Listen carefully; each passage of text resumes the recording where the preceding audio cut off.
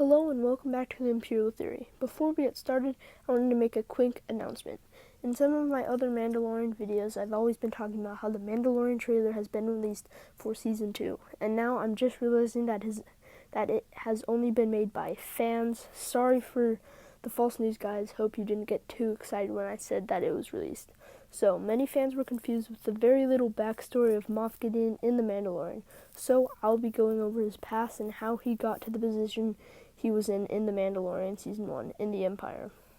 In the season finale of The Mandalorian, Moff Gideon calls out Cara Dune, Greef Karga, and the Mandalorian's real name, Din Djarin. Because of this, Mando realizes that it's Moff Gideon because he was an ISB officer during the purge of Mandalore. Cara Dune says he died, and today I'll be going over his past and how he faked his death and why. His story starts off as, like Mando said, an ISB officer or an Imperial Security Bureau for obviously the Empire.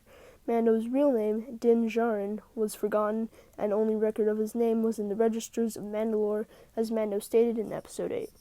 As Moff Gideon, being an ISB officer, got all the info he needed on Mando. After years of serving the Empire, he eventually went up in ranks and rose up to become a marshal for the Empire. By 9 ABY, he rose to power as a Moff, renaming to Moff Gideon.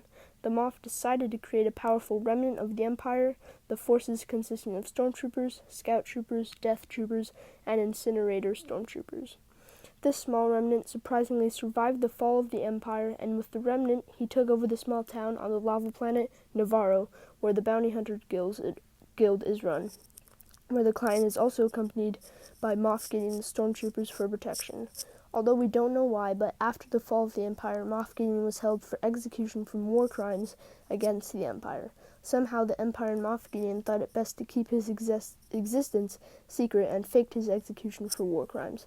The Empire spread word about this to the galaxy, making the rebellion, including Cara Dune, know that Moff Gideon was executed for war crimes during the fall of the Empire.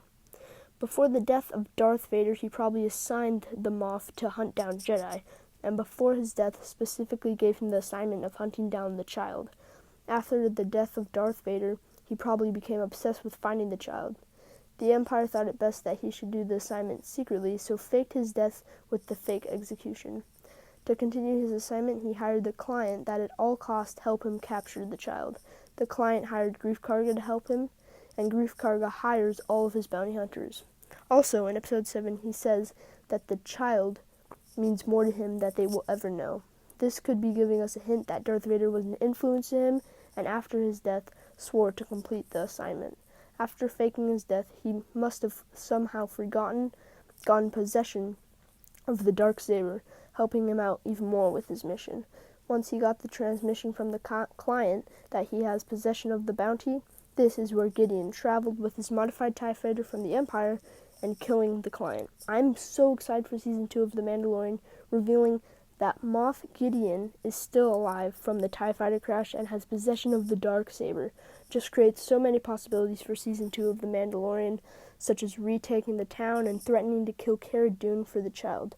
I'm not going to get too much into that right now, but make sure to watch out for my discussion on Season 2 of The Mandalorian. That would be so awesome if they could make a Moff Gideon comic series regarding how he got the Darksaber, and maybe my theory about Darth Vader giving him the mission to kill the child. Thanks for watching, and may the Force be with you.